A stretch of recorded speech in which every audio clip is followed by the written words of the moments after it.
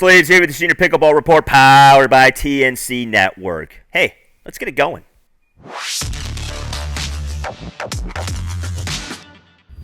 Today we're going to speak with Sally and Paul from Tres Palapas, Baja Pickleball Resort down in the Baja in Mexico. And really kind of a first of its kind, the leader in the industry for pickleball destinations. But before we do that, consider subscribing to our channel if you like that content. Give us a comment, give us a like, and ring that notification bell so you don't miss any of our future videos. There's plenty of links in the description, including our newsletter, which gives you daily pickleball updates, and of course Just Paddles if you're looking for a new paddle, or Pickle Paddle if you're looking for a specific brand, and Fitville shoes, the most comfortable pickleball shoes on the market. And again, look at that newsletter, consider subscribing to it. All right, but before we get to that, hey, new company coming out. It's basically a company that really is looking at swing weight in paddles and how to make that more tangible for you, the consumer. So check out thrivepb.com and sign up for their updates. Paddle should be coming out shortly, and it could change the industry. All right, let's get to that interview with Sally and Paul from Tres Palapas.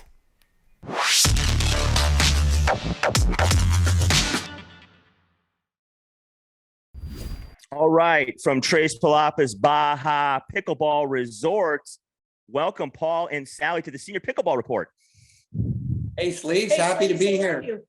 All right, hey, so before we get into the resort and what that has become today, really kind of a standard for the industry, let's talk about how you got involved initially in this sport that has just sort of gone through the roof, and you two were early to the game, so to speak, in relative terms, kind of ahead of the wiffle ball, so to speak. So share with us how pickleball came into your life, and then obviously eventually you have a resort. So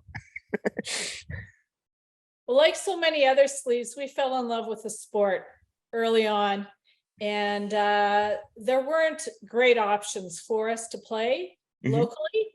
Any option included taking over very special space for local Mexicans where they play, where they had a little downtime from work, shoot some basket hoops, playing basketball, maybe soccer. The kids would come, and that's where the locals had taken over their special space, and we felt very strongly about having a place where we could all play and enjoy, and we just really wanted to be able to have a place where we'd enjoy being. If we were going to fall in love with this sport, we wanted to be in a place that we enjoyed being, and that was really essentially the beginning of Tres. Okay. Was, 10 years ago. 10 years ago, yeah. 10 years ago, wow. So for those that don't know, where is it? Like, what town is it in? How far down the Baja is it? We're located in the Baja Sur. Okay. Most people know where Cabo San Lucas is, or San Jose. And so we're about 50 minutes from the Cabo San Lucas airport in a cool, vibrant expat town called Los Burles. And Got it. very physically active, vibrant town. Safe, great food, hiking, biking. Doesn't matter your age or where you're at, you're doing something there. Sort of a windsurfing mecca down there too, isn't it? It's one of the things, yes. In the winter season, there, it is a wind community. But like I said, there's such a blend of cool people there. Mountain bikers, world-class mountain biking. Yeah. The arts community, the music, and afternoon people head out onto the water for their fix of wind.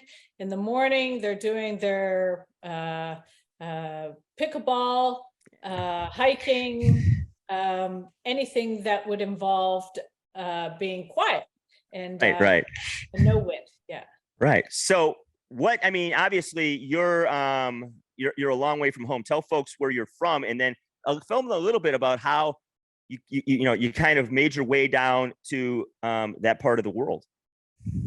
We had our business career in Canada and Alberta. Mhm. I was a pro cowboy and a rancher. Wow. Sally was one of Canada's top stockbrokers, wrote financial columns, Mhm. and then was an equestrian. And funny short answer, I got tired of being cold, and Yeah, I know that feeling. Sally had been going to Cabo for 40 years. Okay. Started going down. I fell in love with Baja, and Yeah. just such a cool spot. Yeah. And a couple of years, I wanted a home on the water, and we found Los Barillas. And Right on. Yeah. Yeah, I'm from Wisconsin, so I understand the leaving the cold thing behind. People think I'm Canadian when they hear my some of the words I pronounce and stuff like that. We get accused of my wife and I being Canadian. Not that it's bad being accused of being Canadian at all. I'm not saying that, but yeah. So I've spent a little bit of time in the Baja, not very far south, not that far south. I need to make my way down there. Talk about the folks that go down there and kind of the season for the pickleball. Really, we've lived every month of the year in Baja. The weather, people, oh, Mexico, it's hot. Well, we're Baja. It's a little different. Do we get warm there? I've been as hot or hotter in Alberta, Saskatchewan, Montana, Texas, Dallas, California. So really, we can play any month of the year. We kind of have our downtime. Major weather events are kind of September. Sure. End of October or end of August, I mean. But our peak playing season, kind of October 1, things get rolling, and we really July 15 in there. Okay. Our main tournament season is our first big tournament's November, and our last major one's going to be mid-May this year. Okay. But we have our first big pro, Jill Braverman, coming in October 15th. Jilly B, right on. Jilly B.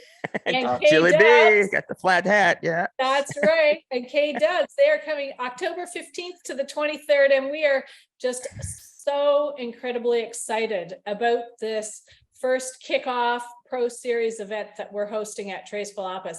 Jilly B's coming in. She's hosting a couple of clinics, her master clinic and Beat the Pro, and then we will have a fantastic exhibition with including Beat the Pro, beat or play with the pro, and our burger night, courtside burger night, a little dancing, a little music. Yeah. Buddy's birthday. Yeah, so that week it's my birthday. So with Jilly there and my birthday, we're gonna rock out some really good. It's gonna be epic. And yeah. Well, that's the fun thing I think I've seen. What Jilly B brings to Instagram, and oh well, yeah, exactly. A lot of energy. Yeah, it's like she does 3 million views in her last video, like within 24 hours. It's like crazy. So I know. When we have our touring pros, and Sally we've got this pro series we're doing. We've got Lauren Stratman and Julian Arnold coming in November. Right. Paris Todd's coming. And we've got more names in the queue that are coming. Tyson McGuffin has been with us every year since we opened. And there's a big name. Tyson went from, we used to just hire him to come do clinics to now him and Megan and Kyle and Emily, they have their amazing TM camps. And, for sure. And so he's there 1st of January. So, and we do really cool center court events. We'll get 250 to 600 people sitting around watching. Wow. The pros are there and we play under the lights. How many courts are we talking about? How many do you have? Cameron Blackwood joins us this year as well. Oh, Cameron. And she's New Mexican, so I live in New Mexico. Cameron was Miss New Mexico at one point. I did not know that. Oh yeah. She's Albuquerque. Yeah. Well, we're looking forward to Cameron and Paris Todd coming in having an evening with Paris at Tres Palapas Center Court is going to be fantastic.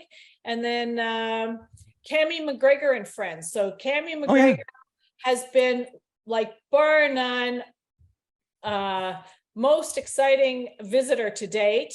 And she and her friends were had a pro-am at Tres Palapas last year, and Yeah. This year, but in May. oh, in May it was this year. Just feels Yeah. like Right. yeah, so she's coming back doing similar sorts of things, and we have some really great, exciting news coming out in that area as well. Right on. Yeah, it's good to hear that the senior pros come down there. I just obviously interviewed Stefan Andre, and he started playing down there. And so talk about the process of really, I mean, it's one thing to get into pickleball, and it's one thing to want to find a place to play. It's another thing to take on and like, we're gonna start a resort. um, let's talk about just the brainchild of that, and then maybe the is this a good idea? And obviously, it's something that is, I mentioned earlier, way ahead of its time. I mean, you're talking, COVID, this sport blew up, but you're years in front of that.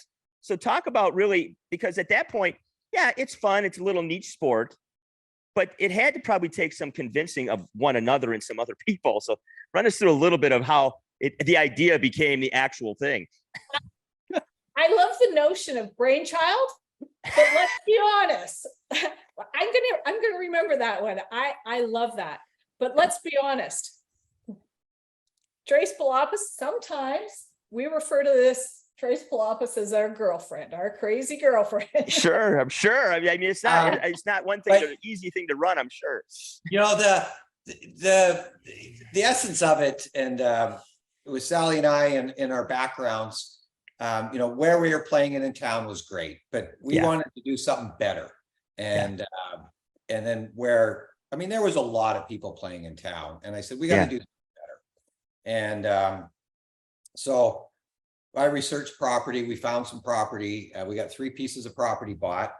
And then Sally and I were on the one property where a little castle was, and we looked at each other and I said, do we want to do this?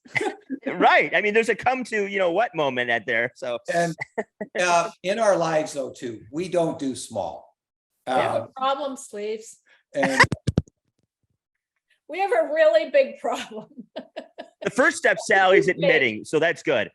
And but I'd already seen this is a pro rodeo, show jumping. I was an auctioneer. Yeah. I saw an activity that I saw people meeting each other for the first time in 20 years. I saw people coming into town saying, hey, can we join into your group? And I saw the good, the bad, and the ugly of pickleball when you're on sort of public courts where, sure, you can't play, there's too many people. Right.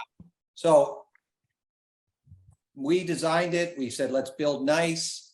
Personally, for myself, I wanted to build something that a woman like Sally wanted to be at. And then whatever deadbeat guy partner she drug along with them would be fun. And it's you guys are like a comedy team.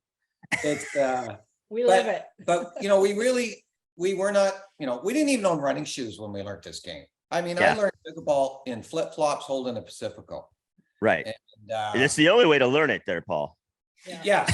And but we said, listen, we build nice, we do it right, it's going to be good for the community. And we were successful out of the gate. Yeah. And because we were new, we were a global bucket list listed. But we plan to be successful. Let's we can joke about our involvement, but there was really serious stuff here. And pickleball provides something in society that society seems to have lost. Yeah, I agree. And pickleball is that middle ground. It is that element that is missing. Yeah. And regardless of whether it's the element that's missing, and a lot of people want to come to it, you have to make the economics work.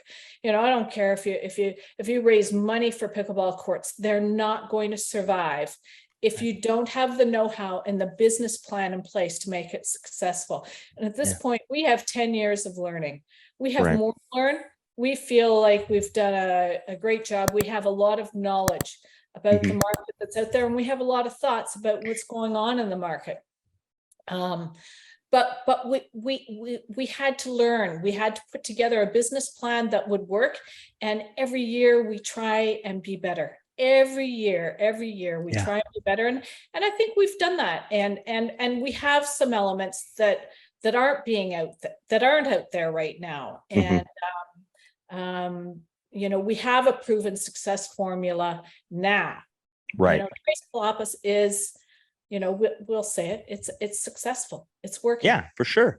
And the most important foundation is that every person who walks through that gate in the morning, we try and give them the opportunity to have a positive pickleball experience.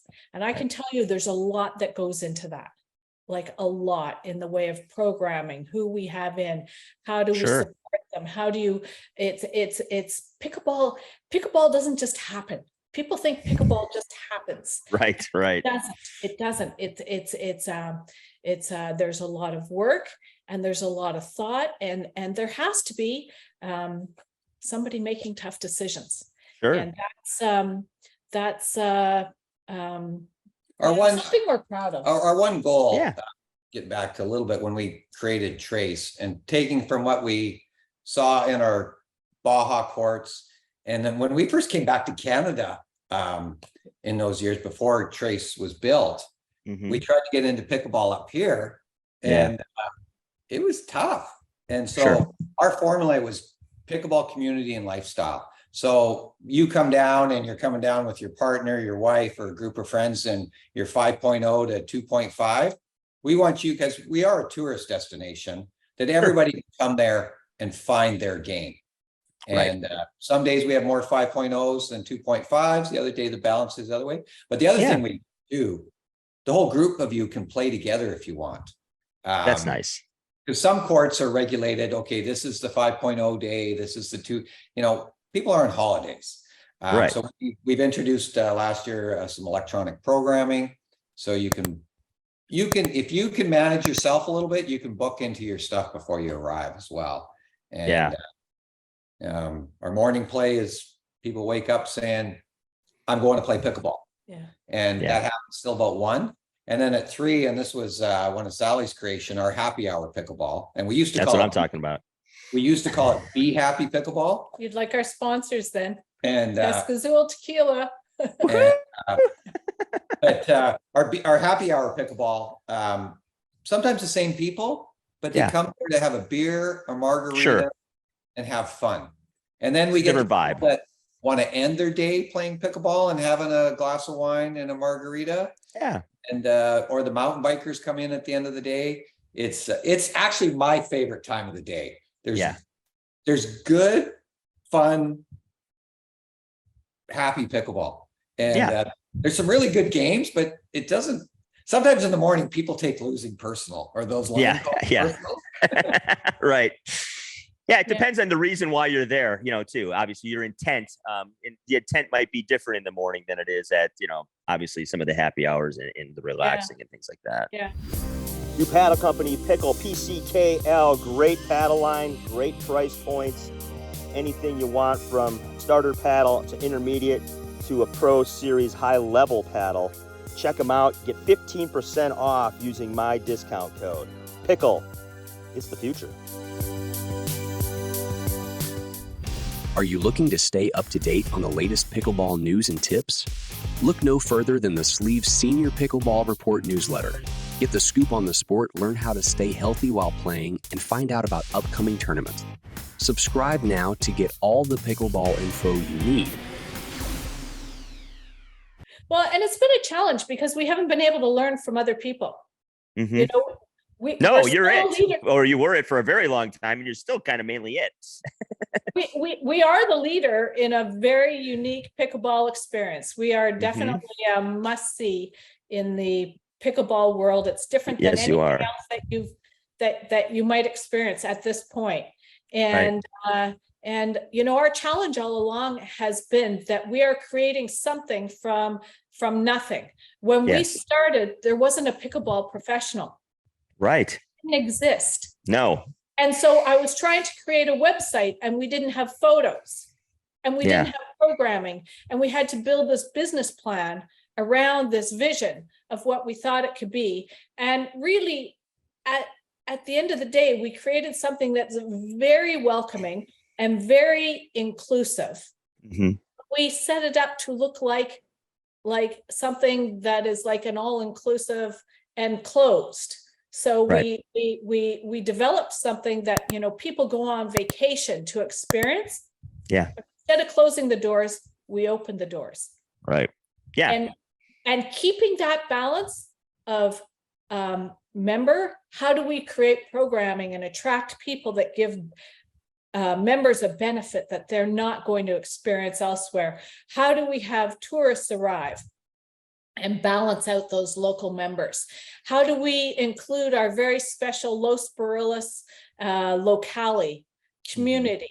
We're really big on having the localities have a place to come join. Yeah, Absolutely. And so we've it's that balance sleeves is something that we have perfected, and we work at it all the time. And when we have you know, an area of our pickleball that is not as happy as it might be, or then we have to look at ourselves and we have to say, okay, how do we give them a better experience? And this is how we grow, and this is how we end up with so many pros coming through. You know, Ben Johns has been through, Irina Tereshko, Kyle Yates, Tyson McGuffin, Julie All the B. heavies. Way, Jennifer Lucor. I mean, John Sperling, Cammie McGregor, and all her most amazing friends, Takako Tarango, you know, Yvonne Ting, just so many cool people coming through. Jennifer Dawson.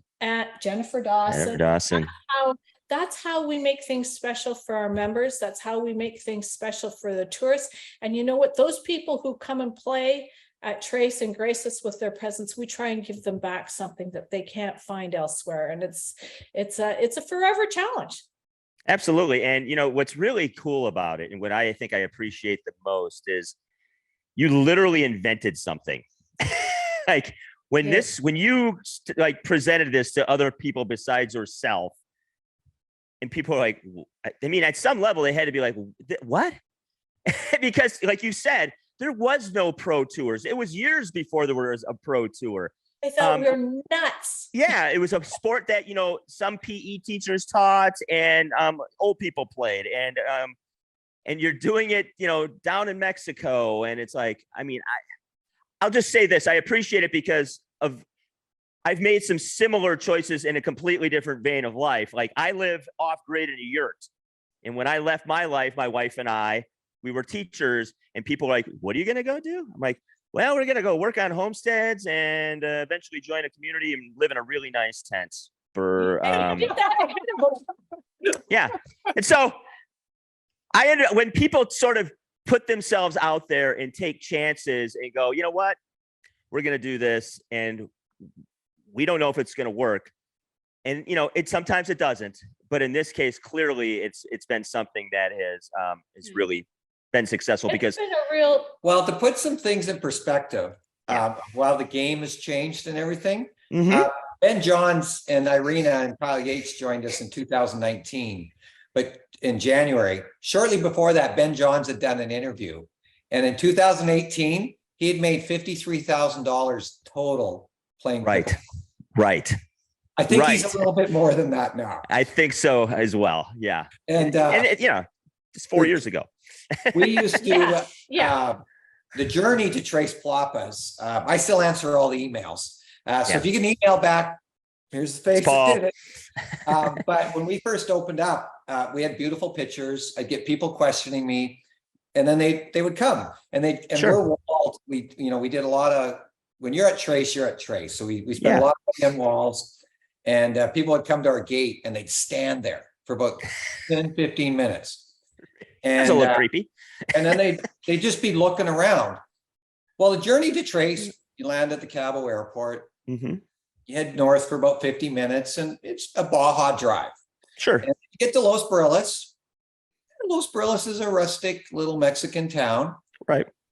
We're about a mile north of town. So then you go through an arroyo, which is a mountain wash. Yeah. Okay, well, these pictures of this place look pretty nice. Then you go through another wash. Yeah. And then you turn onto this bumpy little road. And so by then, typically the guy's going, we've been had. There's no way this place is. This isn't. It's just a picture. It was just a picture. And so the guys would, they'd eventually walk up to me and they'd go, okay, you're Paul? Like, okay, dude, Yeah. what fudge is this doing? Now, Yeah. they maybe had used a French Canadian word in that, but Right. and yeah, I said, well, That's we part live of the here. experience. Yeah. The thing was, why is this here? It's, And in our first year, I mean, when you walk in, there is an acoustic. We have our own sonar acoustic. Yeah. You know, that you can identify with being at Tres Palapas. The music is playing. You walk in, you can smell the coffee, you can hear the pickleball, and you can hear the laughter. There's something about the acoustic at Tres Palapas that is unique. The center court is built into the ground, and there is seating that's higher on 3 levels. Oh, okay. So you're kind of looking down. Yes, and so immediately you're hit with color, and you're hit with the acoustic of Trace, and people feel, you know, that they do get goosebumps. And we get goosebumps watching them walk in, even to this day. In the first year, we looked at each other so many times and said, why do we not have a camera capturing the looks of people's faces as they walk in? Sure. So back then, you know, you're right. You know, we did develop something that didn't exist prior. Yeah. And we took our life experience and we created a place that we felt passionate about. And there have been moments. There have been moments where we say, what are we doing? Sure. And I get that. You know, the highs and the lows, you know, it's been there, but the experience that we have and what we've created, and the very special group of people who choose to join us each season, you know, once they're there, they come back. They're bits like the Grateful Dead, right? Yeah, man. It's like the Grateful Dead. It's like that. They come back year after year, and it's like you talk to Stefan. Stefan was going for a beach vacation. Yeah. He got the bug down at Tres Palapas. I know and I had no idea when I spoke to him. That just came up in the interview, and I was like, "Are you kidding me?" I'm going to speak to Paul and Sally. How many couples arrive thinking they're going on a beach vacation? Well, that's the one thing we do. I mean, Stefan and Rose. We had a beachfront property, and Rose and her sister had been renting, and then Stefan comes down. He's very refined. He's and then he doesn't age apparently either. So, and they came back to Trace in May, I think. And I was like, we had a beer and a good laugh. I said, dude, you want to, like, look at you now. You're on the ATP in the senior tour, and exactly. Yeah. Getting in the way, your pickleball's getting in the way of your business. Like, exactly. Well, that's the thing, you know. I think what you've done, I mean, obviously you mentioned, I love how you describe the acoustic, and because, you know, the senses of being in a place that has built, you know, you've really built a culture down there that people can come and experience. But I think what I love is that you know, it's one thing to just kind of, you know, have drinks and play and stuff like that. But to then, you know, when you walk into this place, there is a sensory feel to it that you take back with you. And I've had those experiences at different places in my life. And those are the ones that you take back with you. And you're right. You want to return to them because it just stimulates you in a way that some ways you can't really describe it. It's a variety of different senses and feelings that you get. And so I love that you mentioned the acoustic feel of that. So it's thank you. You know, Sally and I are we've had over 350,000 paid entrants since we opened. At the end of the dusty little Baja road, we've had every walk of life through. Sure. From like everything, you know, from billionaires with big companies and just want to be normal guys, politicians, movie stars. They just want to be normal and not know who they are. Right. And to just people like you and I, just normal people on your journey. And we are so grateful for hearing those people's stories and how they've been following us for 3 or 4 years. Yeah. And they finally got down there. Yeah. We had two ladies come from Sweden last year, and Paul, I finally sold my farm, and we're coming to see you for 20 days. And it actually worked out. She was there while Tyson's camp was on, and right on. Girlfriend came down. They'd never played on a real pickleball court. They'd only played on wooden floors, but she spent 5 years following us. And when she finally got her farm sold, we were her first journey. Yeah. And that's the thing. You get people that it's a place that if I always look at it kind of where I live in the middle of nowhere. If you get to that place, there was intent to get there. And so there's something a little bit special about that.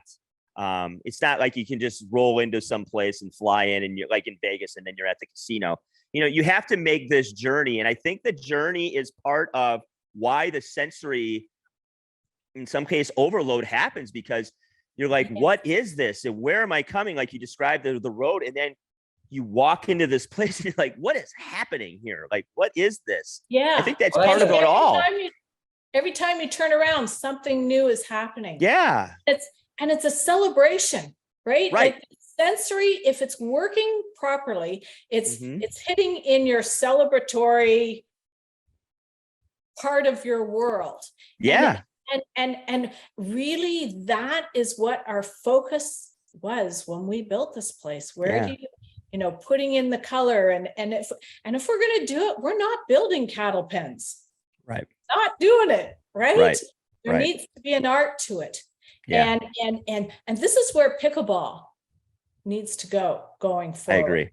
I agree. And We work really hard, and then you brought it up a little while ago. You show up just as a single player. You can get into our open play. You can sign up for a round robin, a skills and drills. We really recommend people signing up for a skills and drills or one of our shot making clinic. Then you meet people. Right. And then you got people but we really take pride in trying to help you find your game and be happy. And the other thing we did with the place too, most pickleball couples, one is more enthusiastic than the other. Oh yeah. But we built a place too where that partner or friend wants to come and sit at the bar, have a coffee, some good food, and enjoy. And the other thing that happens too, typically, one player is a higher level player and the other one's like has had a bad experience on courts. How do I find my game? I'm 2.5. maybe an injury. Right. But they can find their game and their little tribe. That's the thing. And then they feel safe. So I've seen a lot of people that, I play the game, but I don't really like it, we take them to the next level of, this is pickleball. This is why my partner loves it so much. Right. And then they keep coming back because it's easy for them to both be there. Yeah. And I think you said a couple of things that are very important, along the interview. One, it's very inclusive. Two, a very safe space, because some people are literally, and I'm not making fun in any life, because my wife is a PE teacher, and I've heard this from people over their lives. Some people are still recovering from high school PE, and they literally are afraid to step onto any sort of playing environment or field because of the competitiveness, and nobody wants to get whacked with a wiffle ball. It hurts. No. Yeah. And so that you create a safe space, and people, this is the other one, they can find their tribe. That's huge. That's huge. And that's where it's identifying who those tribes are and actually making it an objective to how do we satisfy the tribes? Like I love the word tribe, me too. It's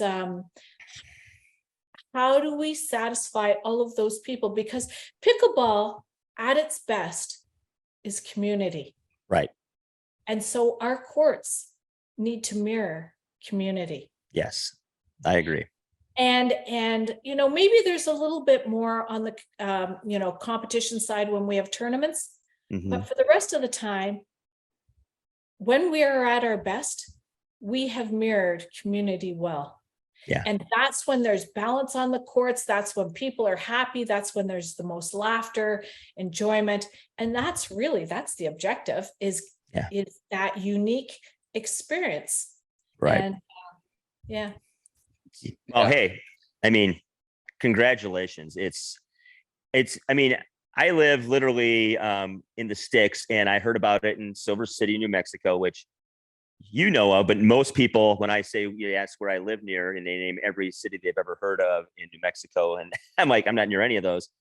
But I ran into people that were down there and played down there and were involved down there, and then I talked to Stefan, and he's heard about it, and then I follow a lot of pros on social media, and they've been down there. So what you're doing is remarkable. It's way ahead of its time, and I love. I didn't know what to expect in this interview, but to me, it's not your typical I go show up in another country and then I'm just locked into this place, and it's all sort of, it's not experiencing the culture itself. So you're very inclusive, and you've thought about these things very hard, and obviously it's paid off for you. So congratulations. Thank you, Sleaze. Thanks. Lee. Yeah. Thanks to Sally and Paul for their time. And check out Tres Palapas Baja Pickleball Resort in the Baja, obviously, in Mexico. Have yourself a cocktail, go relax, and play some pickleball in another country, and a beautiful, beautiful destination. Check out their link in the description and all the events they have going on there. And hey, let's pickle. Hey, if you're looking for very, very comfortable court shoes, in fact, the most comfortable court shoes I've ever worn, and I've worn a lot of them over the years playing different sports, try Fitville. We have a link in the description that gets you $20 off your purchase.